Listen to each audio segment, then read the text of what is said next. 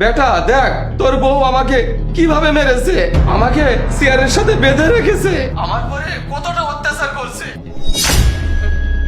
আমি আজ অনেক কষ্টে ফোন লুকিয়ে রেখে তোর সঙ্গে কথা বলছি।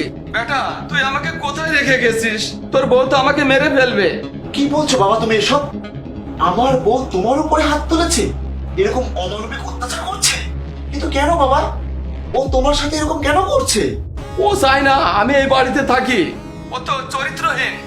আমাকে ঘরে বন্দি করে রেখে একটা ছেলে নিয়ে আসে বাসায়। আমি এসবের প্রতিবাদ করি বলেই আমাকে তাড়িয়ে দিতে চাই, না হলে আমি তোর এই বাড়ি থেকে চলে যাব। আচ্ছা বাবা, তুমি কোনো চিন্তা করো না, আমি আজই বাড়িতে আসছি, তারপর ওকে আমি বাড়ি থেকে বের করে দেবো। বাবা তুই তাড়াতাড়ি বাড়ি আয়, বাড়ি এসে ওকে তাড়াতাড়ি বের করে দে। তুই তাড়াতাড়ি কোনো একটা ব্যবস্থা কর বাবা। ঠিক আছে বাবা, তুমি রাখো, আমি আসছি।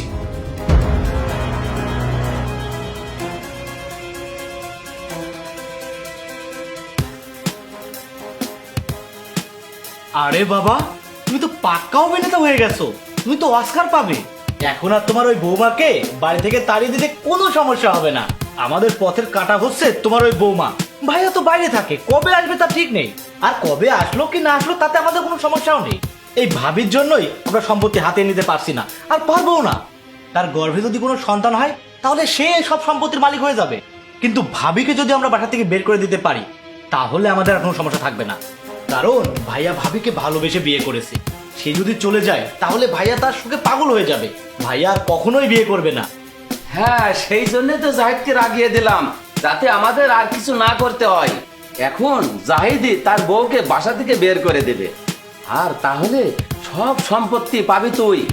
তোর মাকে দ্বিতীয় বিয়ে করেছিলাম বলে আমার বাবা জাহিদকে সব দিয়ে দিয়েছিল, কারণ আমার বাবা আমাকে একটু বিশ্বাস করতো না। তোর মা প্রীতিকে আমি খুব ভালোবাসতাম, আর তুই তার সন্তান, তোকেও আমি খুব ভালোবাসি। আমি তোকে এই সম্পত্তি পাইয়ে দেব। হ্যাঁ বাবা, সেটাই যেন হয়। তোমার এত বড় সাহস, তুমি আমার বাবার উপরে অত্যাচার করে আমার বাবাকে আমার বাড়ি থেকে বের করে দিতে চাও? আর তুমি এতটা চরিত্রহীন যে বাসায় পর পুরুষকে নিয়ে এসে ফুর্তি করো? আমার বাবা তোমার এইসব রঙ্গলীলায় বাধা দেয়, তাই তুমি আমার বাবাকে পথের কাটা ভেবে তাকে বাড়ি থেকে সরিয়ে দিতে চেয়েছিলে। এসব তুমি কি বলছো? আমি তো কোনোদিন বাবার সাথে উচ্চস্বরে কথাও বলিনি, আর তুমি আমাকে মিথ্যা অপবাদ দিচ্ছ। তোমার বাবার সাথে আমি কোনো খারাপ ব্যবহার করিনি, তাকে আমি বাড়ি থেকে বের করে দিতে চাইনি, বরং বাবার তুহিন মিলে আমাকে বাড়ি থেকে বের করে দিতে চাই।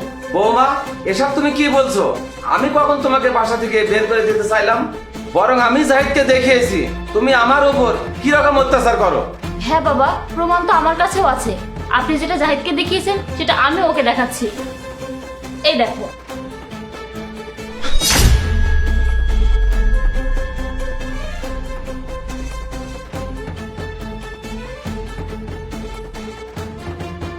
আরে বাবা, তুমি তো পাক্কা অভিনেতা হয়ে গেছো, তুমি তো অস্কার পাবে।